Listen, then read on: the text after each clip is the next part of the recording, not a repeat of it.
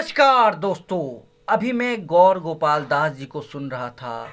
वो एक सन्यासी हैं, वो एक मॉन्क हैं जो कि विवेक बिंद्रा जी को अपना इंटरव्यू दे रहे थे। मैंने भी उनके इंटरव्यू को ध्यान से सुना और उनकी कुछ बातें जो मुझे काफ़ी मेरे दिमाग पे इम्पैक्ट की। मैं आपसे कुछ कहना चाहता हूँ। कुछ सीखने को मिला मुझे इससे। सीखने को ये मिला, जो कुछ चीज़ें तो पता होती हैं, नॉर्मली चीज़ ये करना चाहिए, ये होता है, ये होता है, लेकिन उन्होंने जो अपना अनुभव बताया, उन्होंने कहा आजकल का जो यूथ है वो क्या कह रहा है कि डायरेक्टली हिट हो, डायरेक्टली उनके जो हिट होती है उनके माइंडसेट में कि जो मॉन्क है वो मॉन्क के लाइफस्टाइल से प्रभावित नहीं है। समझ रहे हैं? लाइफस्टाइल से प्रभावित नहीं कि वो ऐसे कपड़े पहन रहे हैं, वो शादी नहीं कर रहे हैं, वो ये कर रहे हैं, मतलब सन्यासी वाला जीवन, आराम से अलग रहो, आश्रम में रहो, इससे वो प्रभावित नहीं है। वो मॉन्क की मेंटल एबिलिटी, समझ रहे हैं? मेंटल एबिलिटी क्या होती है? ध्यान करना, एकाग्रित होना, हर समय में शांत रहना, अपने काम, ईगो, गुस्सा, क्रोध, जलन, ईर्ष्या, इन पर काबू करना, ये जो मेंटलिटी है शरीर की, इसको लेकर युवा काफ़ी मॉन्क से प्रभावित रहते हैं। वो माइंडसेट जो होता है, यानी आंतरिक जगत, वास्तव में जो अध्यात्म है वो आंतरिक जगत ही होता है।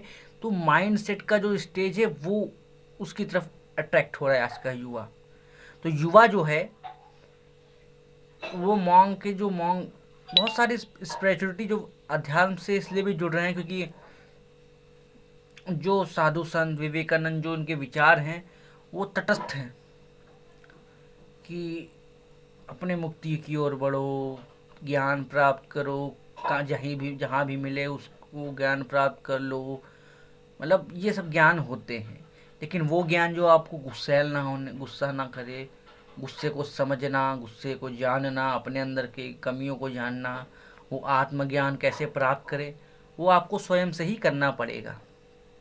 स्वयं से ठोकर खा के ही करना पड़ेगा, वो सीखना पड़ेगा। गुरु आपको थोड़ी चीज़ें बता देगा लेकिन आपको करना तो खुद ही पड़ेगा। और उनकी मुझे एक चीज़ और अच्छी लगी कि उन्होंने कहा कि कोई भी व्यक्ति कभी परफेक्ट नहीं होता, ओनली ईश्वर परफेक्ट।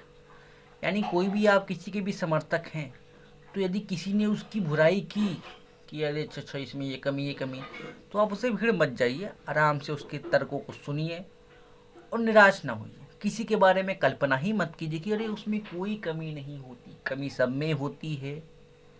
ठीक है, किसी को भगवान न बनाइए, इज्जत सबकी कीजिए, सम्मान सबका कीजिए। और ये जो अहम अहम और वहम का अंतर बताया। अहम मीन्स होता है मैं। दुख किसको होता है? अहम को, इस अहंकार को दुख होता है। मैं हूं ना अहंकार, मैं हूँ।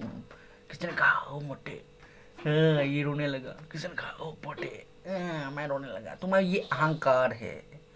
अहंकार मतलब दुख इसको होता है, लेकिन हम लोगों को, हम लोग आत्मा है। बोल तो शरीर को रहा है, मैं क्या हूँ? आत्मा।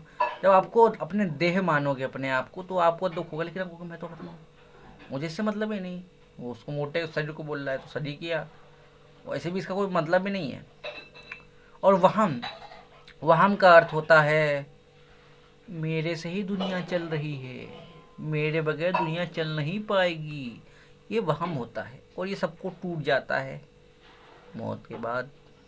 कुछ लोगों को, सन्यासियों को मौत के पहले एहसास हो जाता है दुनिया मुझसे नहीं चल रही है, दुनिया अपने नियमों के अनुसार चल रही है और चलती रहेगी, मेरे होने ना होने से कोई फर्क नहीं पड़ता दुनिया को। ये वहम होता है। टूट जाए तो ज़्यादा बेहतर। अहंकार टूट जाए, वो सन्यासी, वो साधु, वो संत। लेकिन उन्होंने ये भी कह दिया भाई ये बाहरी तौर पे बनने की कोई ज़रूरत नहीं होती। ठीक है, अनुशासित जीवन जिस आप रह सकते हो, बिना सन्यासी बने आप ये कर सकते हो। संतुलन, क्रोध पर कंट्रोल, ये सब चीज़ें एक साधु करता है। ये माइंडसेट की बात है, शरीर नहीं। प्रोफेशनल जॉब नहीं है, कोई धंधा नहीं है कि ये देखो ये करना पड़ेगा, ये करना पड़ेगा, ये करना मत। माइंडसेट होता है, माइंडसेट। ये करेंगे तो आपका बिल्कुल अच्छा माइंडसेट हो जाएगा दोस्तों। ये मेरे विचार थे, मुझे सीखने को मिले इनसे, काफ़ी अच्छे विचार हैं इनके। और ऐसे गुरुओं के चलते भारत में फिर से ज्ञान की धारा बहेगी और भारत का युवा जो भटक रहा है वो फिर से रास्ते पे आएगा, ऐसा मेरा मानना था। आप अगर आप मुझसे विरोध करते हैं, मुझसे मेरे मत से सहमत नहीं है, तो कोई बात नहीं। मेरा जो अहंकार है वो इतना फिसल चुका है, मेरे अहंकार को चोट नहीं लगेगी, वो स्वीकार कर लेगा। जी हाँ दोस्तों, जय हिंद, वंदे मातरम, भारत माता की।